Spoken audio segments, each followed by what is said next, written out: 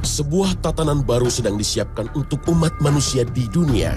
Sebuah tatanan yang akan kita anut dengan satu persamaan hak, tunduk pada logika, janji nilai kemanusiaan, dan keterbukaan informasi tanpa batas. Pada saat itu, manusia akan mandiri seutuhnya.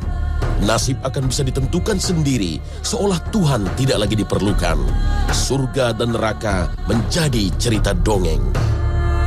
Pada saat itu, agama tidak lagi relevan dengan kehidupan manusia. Sebuah pemikiran akan kemandirian manusia tanpa campur tangan Tuhan yang digagas oleh kelompok bernama Illuminati. Air, udara, tanah, dan api menjadi elemen simbol kelompok ini dengan segitiga dan mata tunggal di tengah sebagai logonya. Sebuah visualisasi yang mengingatkan kita akan satu ciri makhluk akhir zaman bernama Dajjal.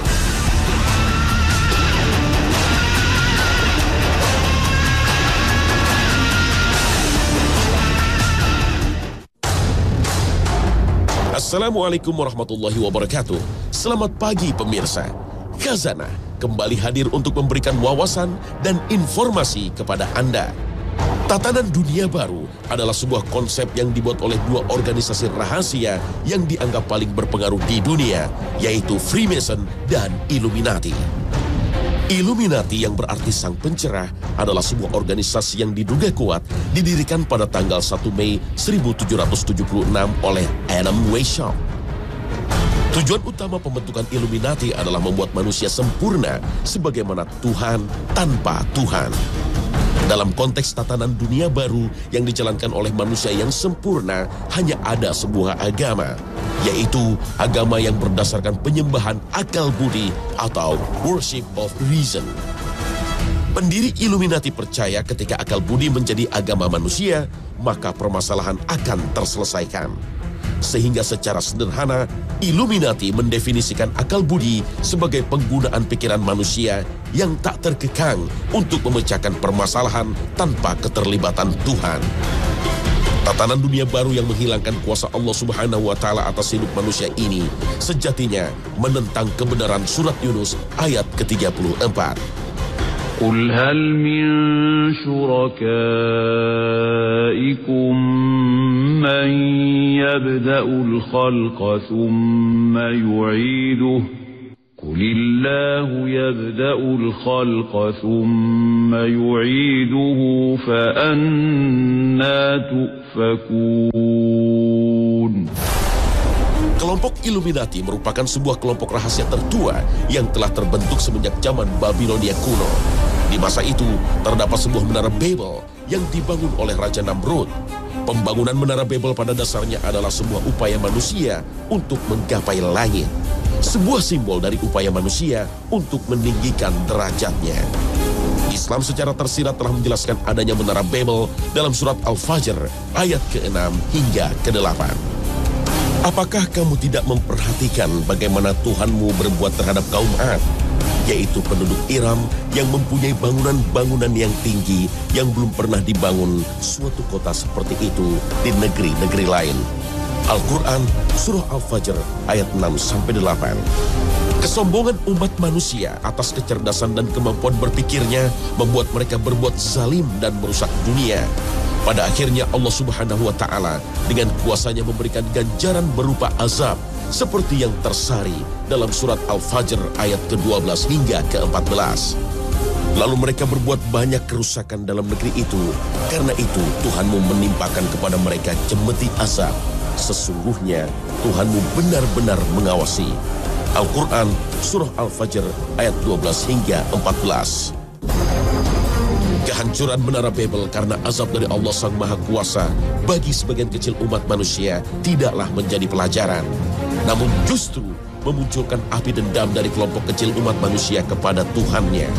Kelompok kecil inilah yang pada akhirnya menjadi akar dari gerakan Illuminati. Illuminati dengan segala rencana dan agendanya berusaha membalaskan dendamnya kepada Allah Subhanahu wa Ta'ala sehingga tak ayal berkelakuan sebagai sekelompok orang pemuja setan.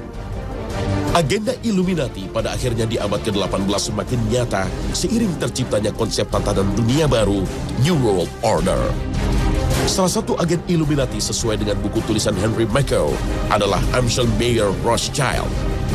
Di tahun 1773, Rothschild yang merupakan seorang Yahudi Ortodoks mengadakan pertemuan dengan 12 bankir terkemuka. Salah satu cara Illuminati menguasai dunia adalah dengan menggunakan dominasi ekonomi. Cara-cara Illuminati mewujudkan tujuan besarnya adalah merancang bencana-bencana besar ekonomi seperti yang terjadi di tahun 1933 di Amerika Serikat. Guncangan ekonomi yang dikenal dengan istilah Great Depression tersebut adalah bencana ekonomi karena kehancuran pasar modal. Di abad ke-21, bencana ekonomi muncul kembali seiring dengan krisis ekonomi di Yunani yang menjalar ke negara-negara Eropa termasuk Spanyol dan Italia. Bencana ekonomi di Amerika Serikat kembali mencuat seiring dengan terpilihnya Barack Obama menjadi Presiden Negeri Paman Sam yang ke-44. Dan ternyata skema Ponzi yang dirancang oleh para bankir Yahudi meluluhkan sendi-sendi perekonomian sang negeri adidaya. Penguasaan para agen Illuminati atas perekonomian dunia sesuai analisis Henry Mackau pada akhirnya mulai menampakkan dirinya. Bahwa menguasai negara atau bangsa cukup dengan menguasai ekonominya. Dengan menguasai uang, maka kekuasaan atas pemerintah dan segala aturannya menjadi mutlak.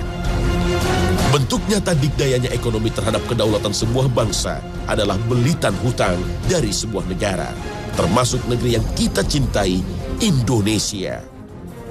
Hingga tahun anggaran 2012, Indonesia harus menanggung hutang hingga mendekati angka 2.000 triliun rupiah.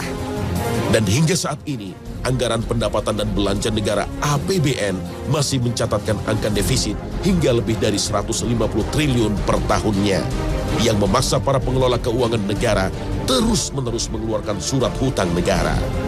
Akankah sebuah negara mampu berdaulat dan melindungi serta mensejahterakan rakyatnya jika senantiasa dibelit hutang? Dan mengapa Indonesia harus menanggung hutang yang demikian besar? Tak lain adalah dana yang harus dikeluarkan oleh negara untuk melindungi sektor perbankan ketika krisis di tahun 1997 hingga 1998. Sekali lagi inilah bukti nyata betapa sektor ekonomi memiliki peran vital dalam keberlangsungan sebuah negara, terlebih di negara kita yang merupakan negara dengan penduduk muslim terbesar di dunia.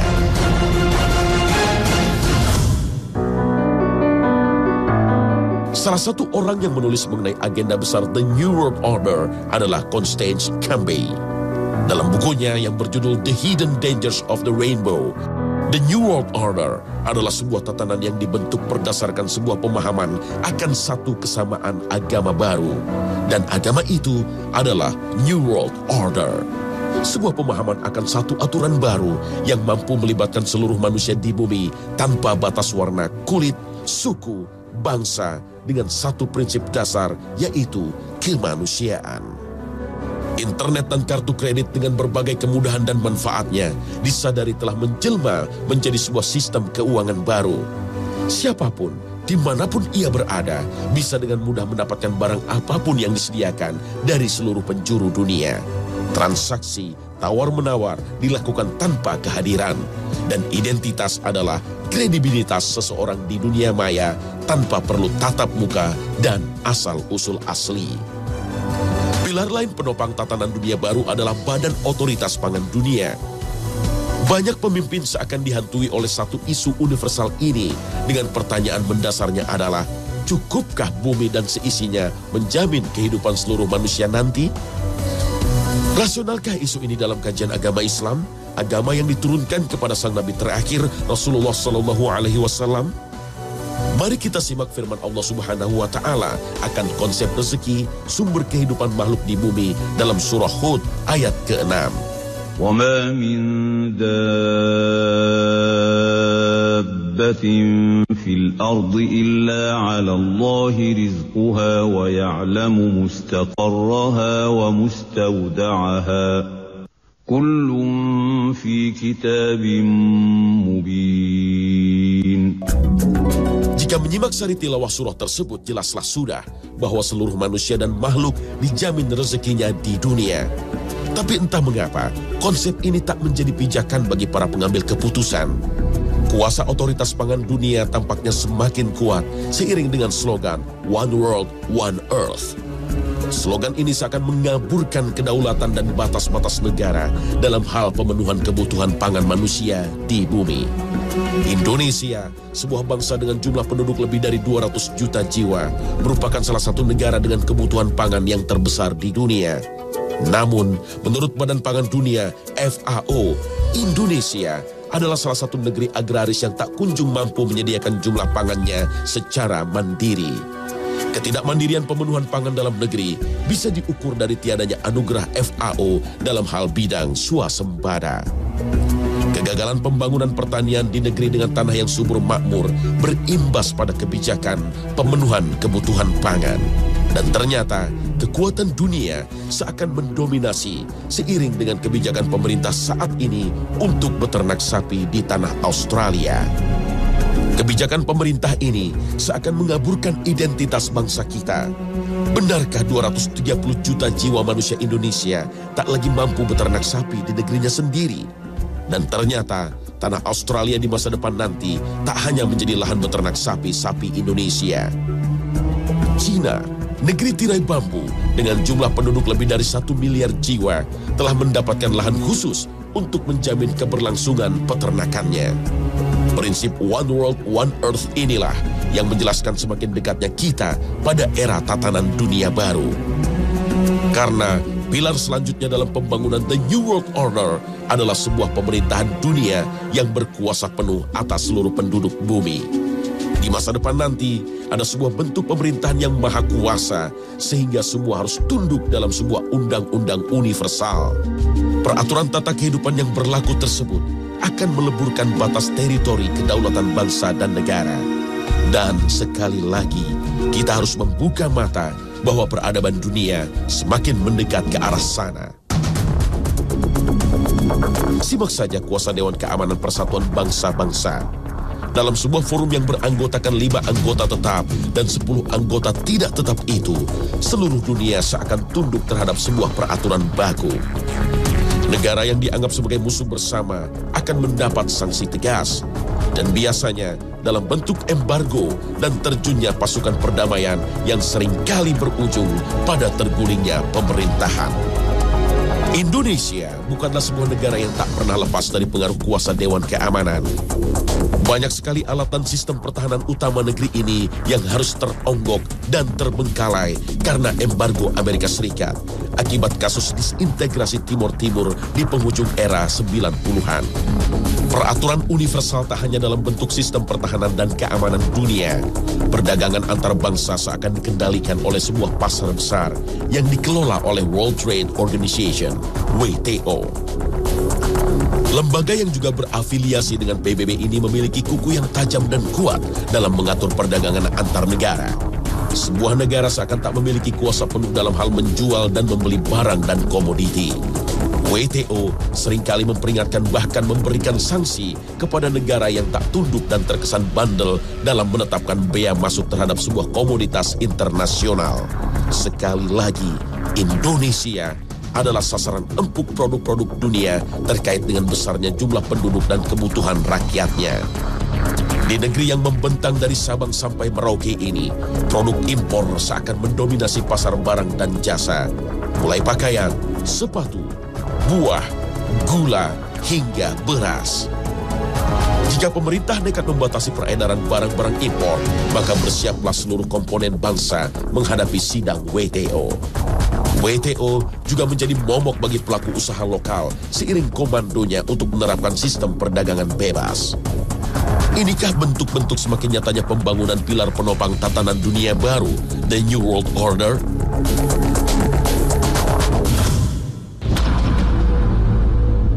Tatanan dunia baru seperti kajian Ralph Epperson akan dipimpin seorang yang adil dan bijaksana. Sang pemimpin ini disebutkan dengan banyak nama di banyak agama. Penganut Kristiani menyebutnya sebagai Kristus, bangsa Yahudi memanggilnya Mesiah, umat Buddha mengenalnya sebagai Buddha kelima. Pemeluk Hindu mempercayainya sebagai Krishna dan kaum Muslim meyakininya sebagai Imam Mahdi. Tapi janganlah terlebih dahulu mempercayai konsep ini, karena dalam tatanan dunia baru tak ada nama-nama itu. Penggagas dan perancang dunia baru yang beragamakan New Age telah menetapkannya sebagai Lord Maitreya. Dalam The New World Order, Lord Maitreya dipercaya sebagai seorang anak yang lahir di tanggal 5 Februari 1962. Lord Maitreya inilah yang memimpin dunia baru dalam sebuah tatanan baru. Lord Maitreya adalah sebuah pemimpin dengan kuasa mutlak, termasuk sebagai pemimpin agama baru. Agama New Age adalah sebuah agama yang menghapuskan semua agama dunia. New Age adalah sebuah agama yang diklaim menyempurnakan manusia layaknya Tuhan. Konsep kedatangan Lord Maitreya sebagai pemimpin maha kuasa atas segala sesuatu di dunia ini jelaslah sulit diterima ajaran Islam. Islam, agama panutan ini, telah menggariskan panduan tauhid pada umatnya dalam Al-Quran. Kitab suci yang terjaga dan terpelihara kesuciannya hingga hari akhir tiba. Dalam Islam, tak ada satupun makhluk yang maha baik yang memiliki kemampuan untuk mengatur segala sesuatu. Dan hal ini telah tersirat dalam Al-Quran, surat Al-Baqarah ayat ke-148. وَلِكُلٍّ وِجْهَةٌ هُوَ مُوَلِّيهَا فَاسْتَبِقُوا الْخَيْرَاتِ أَيْنَمَا تَكُونُوا يَأْتِ بِكُمُ اللَّهُ جَمِيعًا إِنَّ اللَّهَ عَلَى كُلِّ شَيْءٍ قَدِيرٌ.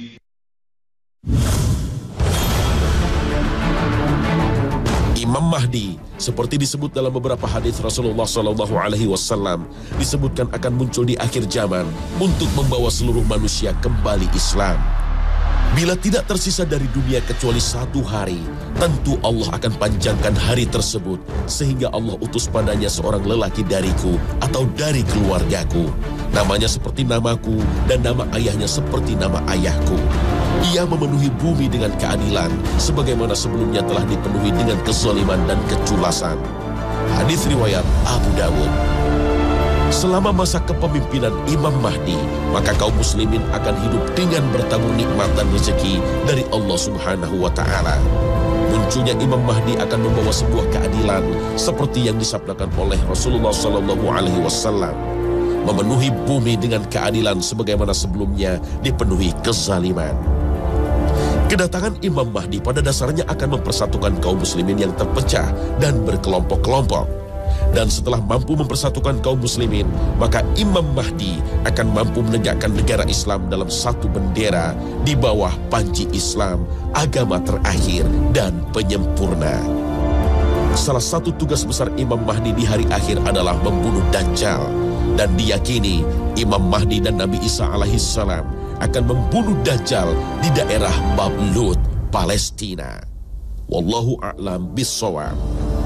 Terkait dengan Dajjal, ada beberapa pendapat tentang sosoknya. Salah satu pendapat sesuai dengan hadis Rasulullah SAW adalah sebuah makhluk dengan mata satu. Namun, secara spirit ada juga yang menafsirkan Dajjal adalah sebuah sistem atau negara yang ciri dan sifatnya seperti yang menempel pada Dajjal. Beberapa pendapat tersebut mengarah kepada Amerika Serikat. Salah satunya terdapat dalam lambang negara Amerika Serikat di bagian belakang. Terdapat sebuah kalimat dalam bahasa Latin yang berbunyi Novus Ordo Seclorum. Dan jika diartikan, kalimat Latin tersebut berbunyi tatanan dunia baru, The New World Order. Bukti mengarah semakin kuat ketika terdapat sebuah simbol sebuah mata yang terletak dalam sebuah piramida terputus. Piramida terkait dengan Mesir dan Lord Maitreya sejatinya merupakan anak dewa matahari yang dikenal di peradaban Mesir kuno. Akhirnya, benarkah Dajjal adalah Lord Maitreya? Seorang pemimpin yang nantinya merupakan musuh yang akan dibunuh oleh Imam Mahdi? Wallahu a'lam bissawab.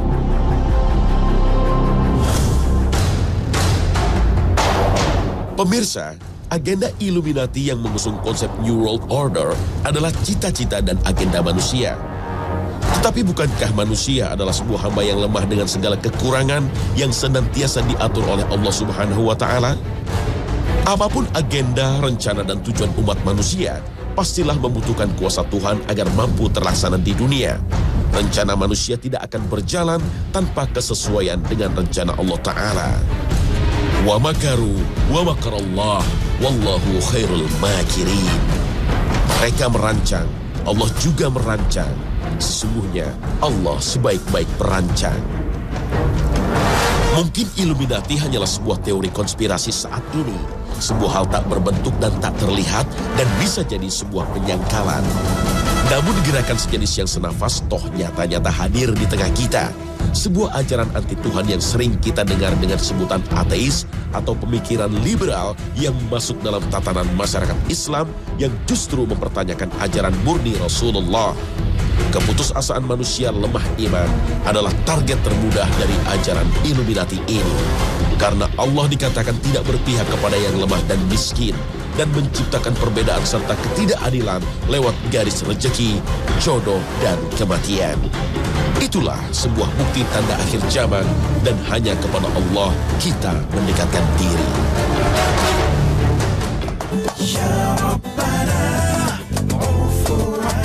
Nah pemirsa, demikian Khazanah hari ini. Semoga dapat memberikan manfaat untuk semuanya. Tetap saksikan Khazanah setiap Senin sampai Jumat pukul 5.30 pagi. Wassalamualaikum warahmatullahi wabarakatuh.